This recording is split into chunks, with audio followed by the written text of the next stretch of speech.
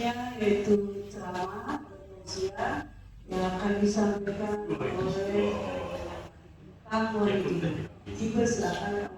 Terima kasih. Bismillahirrahmanirrahim. Assalamualaikum warahmatullahi wabarakatuh.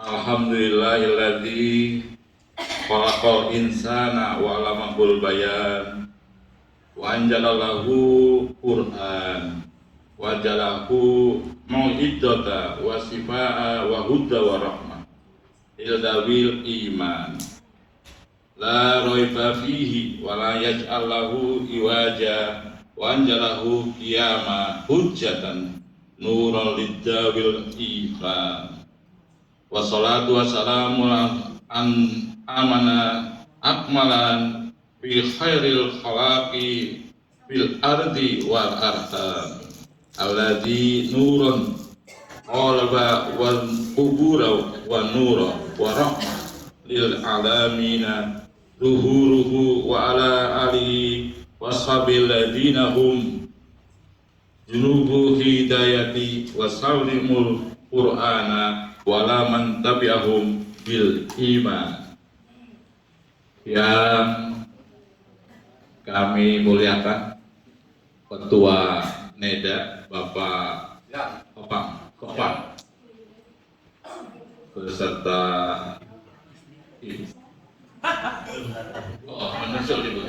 maaf, yang kami muliakan Sohibul Hajat Bapak Sudiro Asno beserta Ibu Anak, yang kami hormati Ketua NEDA dan mantan Ketua NEDA Pak Rasdam dan Bapak Amut. Bapak mantan Ketua Bapak yang kami hormati Ketua OWOS, Ketua OWOS dan mantan Ketua OWOS Bapak Rasdam dan Bapak Amut beserta rombongannya.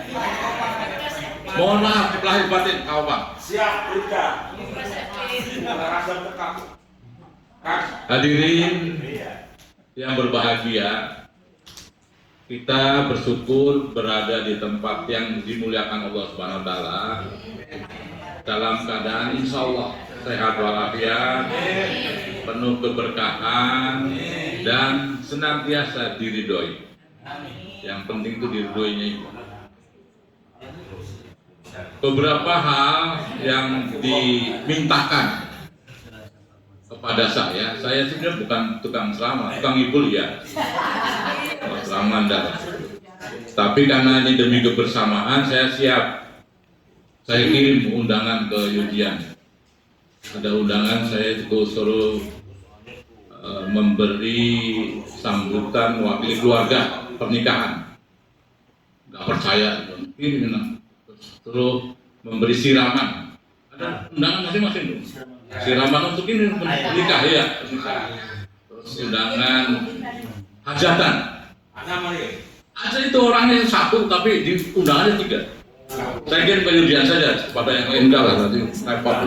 Tapi tetap dipaksa, paling tidak katanya untuk menyemangati OWOS datang mas. Saya hari Kamis nginep di Kerawang, hari kemarin nginep di Cirebon, dan hari ini sudah di tempatnya Pak Diro. Mudah-mudahan. Karena Pak semangatnya Pak, yang lebih semangat untuk datang malah nggak datang, malu selani sama Kak ngomongnya. Padahal dia yang malu-malu saya tadi. Lalu sekalian, saya kira nih kepentingan kita untuk bersama-sama di sini adalah saling mengikhlaskan diri, mengorbankan tenaga, pikiran, waktu, dan tentu saja orang-orang tertentu dengan ikhlas mengorbankan harta bendanya. Kita bersedekah itu akan lebih mendapatkan keberkahan manakala bersedekah kepada orang yang kita betul-betul kenal. Betul-betul kenal itu bisa familinya, bisa sahabat kerabatnya, itu lebih mulia. Karena Pak, kita pasti yang kita sedekah itu adalah orang yang baik.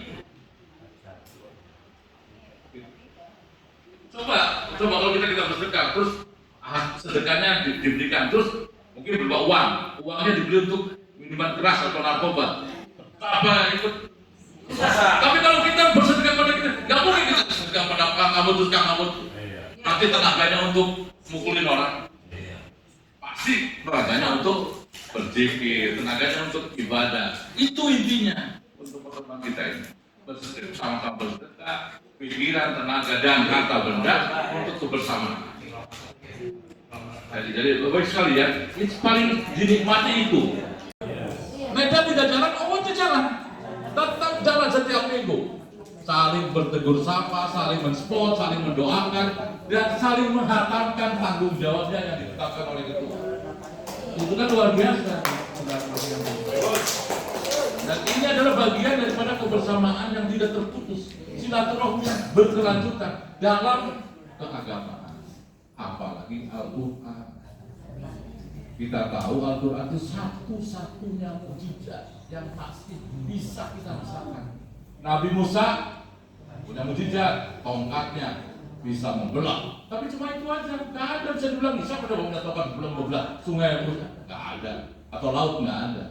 Nabi Isa bisa menghidupkan orang saat itu aja. Al-Quran, mukjizatnya Rasulullah SAW masih bisa dinikmati kita.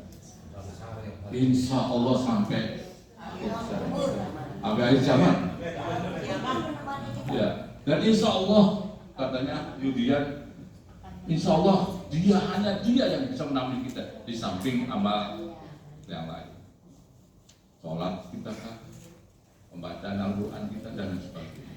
Itu fakta yang tidak terbantahkan bahwa satu-satunya mukjizat yang masih dirasakan oleh kita itu adalah Al-Quran.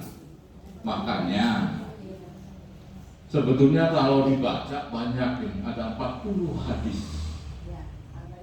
arba'in yang memotivasi kita supaya dekat dengan Al-Quran. Biasanya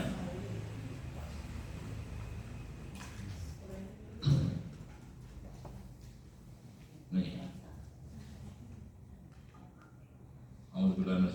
ini hadisnya dari Utsman. An Utsman radhiyallahu qala Rasulullah sallallahu alaihi wasallam, khairukum man ta'allama al-Qur'an wa 'allamahu.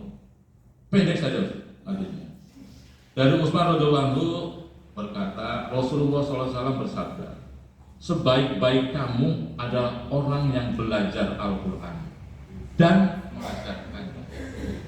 Jadi sebaik-baik kita itu adalah orang yang belajar Al-Qur'an dan atau mengajarkannya. Jadi mengajarkan itu bukan berarti harus dari ustaz. Mengajarkan itu saling mengingatkan, gitu. Lebih luasnya itu saling mengingatkan. Itu membacanya dengan penuh rasa hormat. Nah, berarti bukan hormat itu begini, bukan. Jadi karena rasa hormat berarti kita harus punya wudhu. Supaya ini kan adab saja. Adabnya itu rasa hormat, punya wudhu dan duduk menghadap kiblat. Jadi itu lahiriahnya itu jadi sudah tahu kalau ada orang membaca Alkitab, dia ambil wudhu dulu, terus menghadap kiblat, oh berarti dia ajar lagi baca Al-Quran gitu loh. Nah, itu beda dengan baca-baca yang lainnya. Ini adab yang pertama. Jadi ini bagian daripada salah satunya adalah itu. Yang kedua, tidak membacanya terlalu cepat. Iya, tartil. Kakak kamu itu enak banget. Doanya itu jadi supaya kalau saya itu doanya pengennya sampai selesai. Apalagi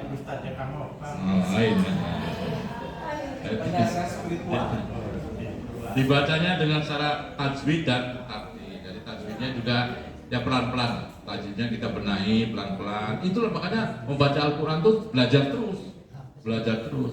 Nah, kenapa? Karena memang ada aturannya.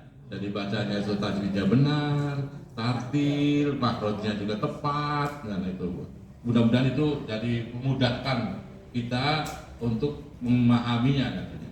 Yang ketiga ini juga berusaha, ini ada agak sedikit seperti Kang Hiro tadi, berusaha berbesmili gitu.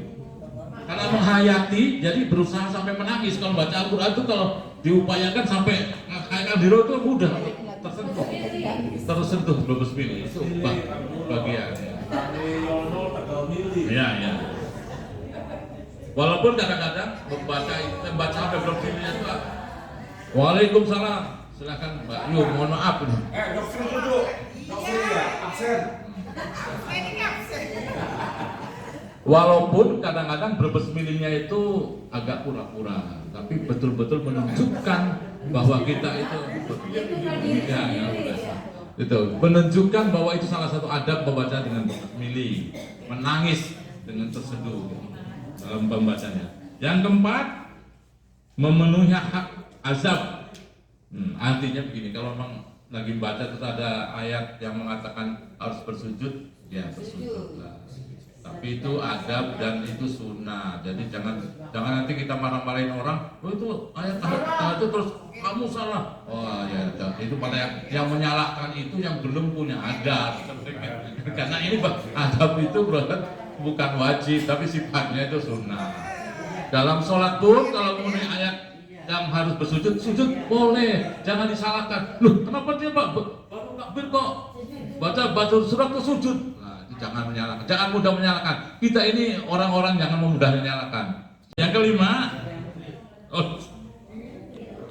kelima, jika dikhawatirkan akan menimbulkan riya, bacanya pelan.